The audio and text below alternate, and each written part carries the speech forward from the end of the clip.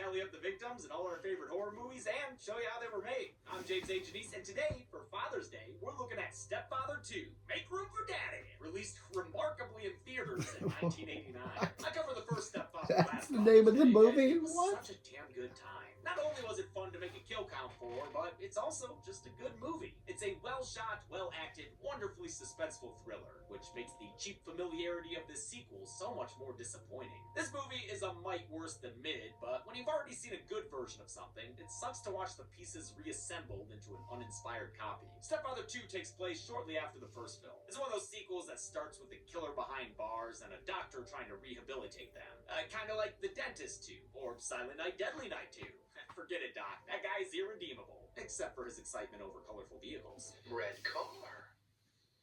Good point. Just like those sequels, Stepfather 2 isn't good, despite the best efforts of its cast. A returning Terry O'Quinn puts in his usual top-notch work, and the new supporting cast members are more than capable. But they just can't elevate the shoddy craftsmanship of a movie that feels bored of itself. It moves through dialogue and action like they're a homework task, without anything of cinematic interest. Instead of a thriller, it tries to be more of a horror movie, but sadly isn't good at being either. Even the music, outside of the recycled main theme, is egregious. It's as melodramatic as daytime television. I love Jared Blake as a character, and think that he's an underrated killer in the horror canon. But this sequel doesn't do him any favors. It was written by a guy who never wrote anything before or after, and directed by the late Jeff Burr, whose career mostly consisted of horror sequels that were sometimes fun, but never anything you could call good. Of course, a bad movie often makes for a great kill count, especially when it's from the 80s. I mean, where else can you find shit like this? How much work... Oh, a text.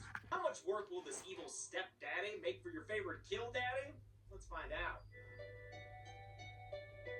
The movie begins with a recap of the original, first in voiceover. Wait a minute. Who am I here? And then full previously on Lost mode. Oh man, remember when Jerry fell down the stairs with a knife in his chest? Pretty crazy. Can't believe it didn't kill him. But it didn't. Just left him with a scar on his chest and sweat on his chest scar. A balder Jerry Blake is now institutionalized at Puget Sound Psych, which gets real gothic when the weather's bad. Look at that place. If you've already forgotten the opening credits montage, don't worry. Jerry's got a new Dr. Joe who recaps things for us again. Yes, we remember the dead little girl, dude. How could we ever forget? And you don't have to lean in so close. We can hear you just fine. Despite knowing Jerry's whole MO, MD Joe wants to find a way to reach him somehow. He's so sympathetic, he even has him uncuffed. Bums him a cigarette, too. God, we know this dude is so fucking dead. The only question is when. Can he beat Dr. Burns from The Dentist 2, who survived a mere 25 minutes? Or can he go the distance, like Dr. Bloom from Silent Night 2, who lasted a whole 1 hour and 13 minutes? Gotta say, I don't think old Joe is in the running, since Jerry's already had his carpentry rights reinstated. He's allowed to craft a model suburban home, just like he always wanted to. The craftsmanship moves Dr. Joe to basically fucking tears, and while the dude delights over his findings, Jerry uses a sharp part of his model to kill Dr. Joe by stabbing him in the neck. Oh, look at all these dramatic close-ups. The horror! The horror! Waiting outside the office is security guard Smith, who hates Jerry and even gave him a nickname. Bad Daddy. See, Kill Daddy was open for me. Gore Daddy is, of course, Tom Savini. We literally call Tom Gore Daddy because of you. Oh, no! We made him a coffee mug at the shop that says Gore Daddy. Smith does that stupid entering a room without looking thing that's unrealistic, but allows a horror character to get attacked and killed more easily. But man, is it dumb. And a pet peeve of mine in cheap horror movies. A security guard wouldn't do that. He'd walk in looking where he was going. Jerry steals Smith's uniform and mustachios himself. All it takes is some craft glue and a pile of hairs he's been sedulously collecting with a nightly ritual of pore plucking. Trichotillomania paying off. He leaves real casual life, whistling his favorite tune.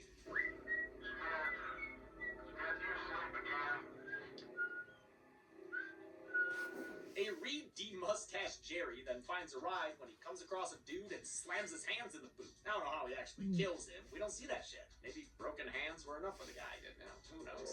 The car and the dude's money are nice, but Jerry knows the real tickets to freedom are a hairpiece and contacts. Oh, check and check. All right, buddy, you're good to go. Get back to the fight. Except before he can get to killing again, we've got to sit through yet another recap courtesy of a news report. This time, we hear about the first movie's events again, and everything we just saw happen a few minutes ago. Who's this movie made for? The guy guy from Memento? Despite the dad hunt underway, Jerry ain't scared. He's searching for that perfect suburban life. And look at that. The TV shows him exactly where he can find one. Palm Meadows, a planned community that lets Americans live the dream. Jerry heads there as fast as he fucking can.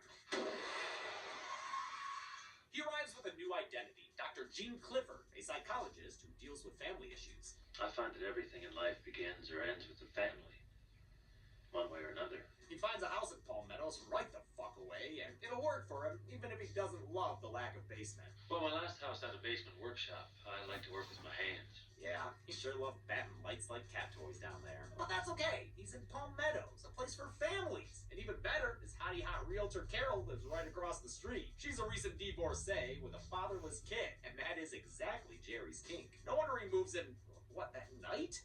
Dude just forked over his down payment in cash and got to eating that sale sign out of the yard. Anything to live in this warmly shot world, which director Jeff Berg contrasts with the cold depiction of the psych ward. Carol's a working single mom who has a strained relationship with her son Todd. He just can't stand how much he doesn't keep up with baseball. Got to keep Pedro Guerrero in there someplace, right? The Dodgers traded Guerrero. Wow, you little shit. She bought you baseball cards and you're gonna whine at her for not knowing the current roster? That's like expecting your parent to know what season Fortnite is on. I told you, Mom, every gun's a blaster now. But really, Todd's upset because his dad left him for a new girlfriend a year ago and he's missing a male presence in his life. Sounds like a jackpot for Jerry. Especially since Carol's a clear choice for him amidst the harlots of modern dating. Video dating options reveal gold diggers, career women, and worst of all, women on contraceptives. I use a diaphragm and... I bet Jerry thinks there are ways of shutting that whole thing down. Somehow Jerry, I guess I should probably be calling him Gene now, immediately starts leading group therapy sessions with all the Palm Meadows wives and MILFs. It was all very new to me. Yeah, he is too, Carol. Nevertheless, she persists talking about her personal life, starting with her ex-husband. He's a dentist. Oh shit, is this a crossover sequel? Nice! In no time at all, Carol and Gene are thinking about each other in sappy piano tones.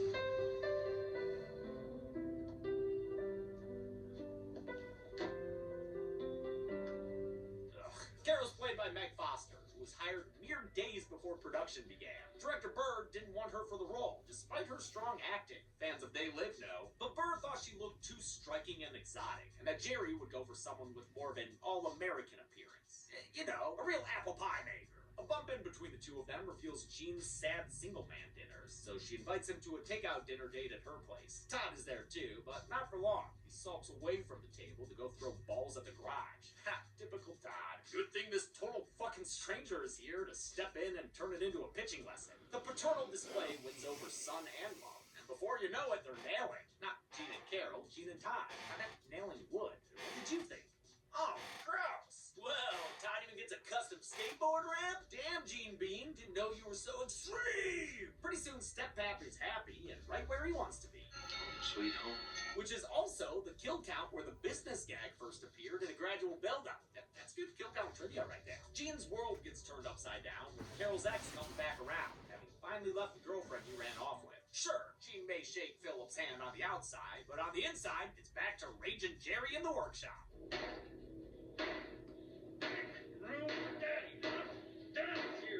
All that daddy talk means he can't hear when his home has been fucking invaded. What are you doing, lady? It's Mail Lady Maddie, local woman and Carol's best friend. She thought Gene was cute at first, but has grown suspicious of the way he's always got that murderous look to him. She left her hat here during Gene's last Women of the World Summit, and after breaking in to get it back, she decides to get snoopy. While trying to take Woodstock of the good doctor's notes, he finds her and scares her half to death. But don't worry, Maddie, he won't put that hammer to use just yet. No, not just yet. Maddie is played by horror legend Caroline Williams, best known as the kick-ass Stretch in Texas Chainsaw Massacre 2. She's in a fair number of horror sequels. I have a resume riddled with Roman numerals. One of them is Leprechaun 3, where she was subject to my favorite kill of the franchise. We salute those blowing up boobs and butt. Oh, yes, we do. Kablam! Maddie has seen through Gene's weirdness by now and calls out what I've been saying this whole time. True, Doctor. Wow. Growing our hearts have survived. Kathleen, Who no one knows diddly about. Carolyn Williams in two in the sequel for two franchises. She's taking Philip back. Yeah, Even right. if the kid doesn't seem to want his dad back anymore. He's got Mean Gene now. That guy built him a skateboard ramp. And if he gets all A's, maybe he can get a quarter pipe too. Phil goes over to Gene's house for a free therapy lesson, but only because Carol asked him to. I'm only here for Carol's sake. She wants you to check me out, see if I'm for real this time. Well, I am. Oh, that's good, because Gene's for real too. For real about to crack this bottle over your head, ha ha! Jerry screams at Phil for being a deadbeat as he beats him dead, shown to us in cutaways of blood squirting on things, which is often a sign of cheapness. Cheapness plagues this whole movie, unfortunately. Co-producer William Burr, director Jeff Burr's brother, said the lack of coverage was due to the low budget of under $2 million. Seems like the only thing they spent money on was Terry O'Quinn. He was initially reluctant to return, even though he liked playing the character in the first movie. It was good fun for that reason, and I got to get a little bit wacky. Eventually, they offered him enough to come back, and he pitched ideas for the story and character, all while never being a dick or a diva about it. This is the movie he could have been an asshole on, and he was exactly the opposite. Man, O'Quinn seems so cool. She drives Yeah, Phil's he was body also back to the cool in hotel he's Walking in. Dead She's gotta cover his Wants tracks. to Live as He General appears to Kate McBeal. Pearl Jerry. He's had years of practice making people disappear. Come on, Phil. Let's take a ride. The ride they take is to a junkyard where Terry O'Quinn's stunt driver double spins Phil's car all over the place. Jerry's having a great time. But then he crashes it and just leaves it in the junkyard? That's your plan, Jer Bear? I thought you'd have something more untraceable. This is worse than the Norman Bates / Pearl Douglas method. And you risk dog piss bringing them back to life. I guess there's only one thing Jerry knows how to do well. And that is whistling in the dark. Gene gets back to his house and tells Todd that his dad left town again. The kid blames himself, but Gene Machine tells him not to worry. He can make him a sandwich and teach him a song. Todd is played by a 13-year-old Jonathan Brandis, the year before he was Oh. in miniseries. Oh, wait, that's the same S- kid? that- Wow. Kylie Johnson Brandis was- sadly died yeah. at the age of 27 in 2003. I guess Jerry knows how Wow. to hide a body better than Again, I do. because I the knew about junkyard Jonathan cover-up films with Brandis' those corpses death. that John Babach I knew that His he sadly disappearance took his own makes life Jerry because of ran the out fact that again. he wasn't getting any His other movie role. Call of the Gene Team. He's got her dressing up like a little sailor for him and everything. That's cute. The two of them announced their He was relationship also publicly on Bastion Barbie. in He's agreed to become in my Never wife. Ending Word, Story marriage 2. already? What the fuck is the matter with you, Carol? That's straight reckless. Maddie thinks it's sus as fuck too, and straight up tells Carol to her face. She says they can't trust Gene, especially since he says all his relatives are dead. He's like Don Draper. He has no people. You can't trust a person like that. But Carol says that's a shitty reason to judge somebody and tells her friend to fuck off. That night, Carol tries to fuck on Gene in a scene that's as sappy as the rest of the movie. God, this music's so bad. But Gene's old-fashioned and wants to wait until marriage. If more people stuck with tradition, there'd probably be a lot happier people and a lot fewer divorces. Meanwhile, Maddie snoops through the dude's mail and finds a high school reunion invitation for the real Gene Clifford. It wasn't just a made-up name. For whatever reason, Jerry picked it from a recent obituary, which we saw earlier. Maddie makes fake Gene meet her in a public park so she can reveal what she's learned about him. Funny thing is, I see your name here, but I don't see you. And he can't talk his way out of looking that different. She threatens to tell Carol, but he promises he'll do it himself. But instead of telling her the truth, he just gives her what she wanted and dicks her down. Tradition be damned. The D knocks her out, freeing a first-person Jerry to sneak into Maddie's house while she's asleep and try to steal her Pringles. But her Pringle senses tingle, so she gets up and grabs a letter opener, ready to defend herself and her bunny slippers. It's a pretty fucking boring scene, dude.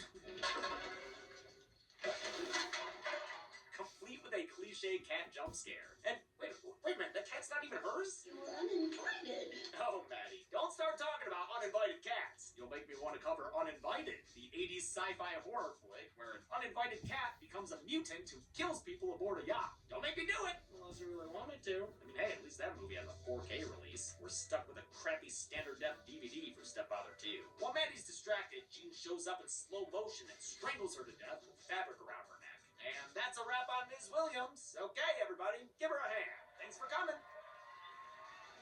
In fact, thanks for coming back for a reshoot. Initially, Maddie's death involved her being snuffed out in a fireplace. What we got instead was the result of a bunch of reshoots that upset the cast and crew. Stepfather 2 was originally shot to be released direct-to-video, but then Miramax bought it for theatrical distribution, and after a test screening, the shitty Weinstein brothers demanded changes. They wanted more blood to make it more of a horror movie, and were, unsurprisingly, total dicks about it. They start like pushing me. I should have swung.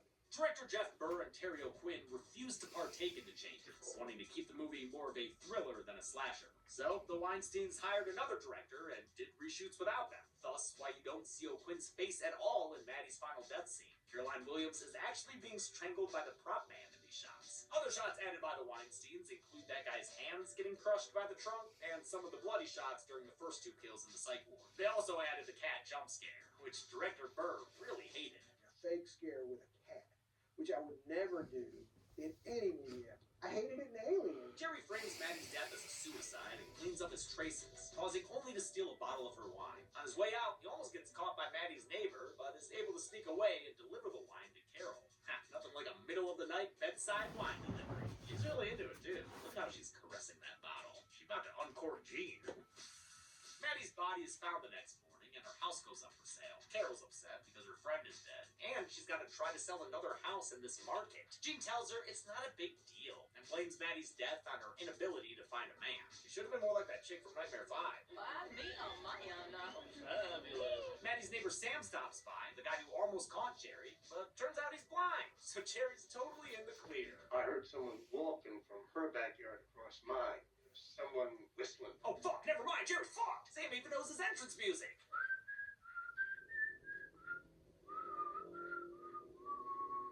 Dude, what if Camptown Races gets this video copyright claimed? Gene tells Carol to ignore this revelation that her best friend may have been murdered. Carol, people die. Life goes on. We have a lot to do. You have a wedding to plan. Carol, a human being, says that's fucked up and that she needs to postpone the wedding. That goes about as well as you'd expect for Scary Jerry, who starts to blow up, but impressively pivots at the last minute. I love you.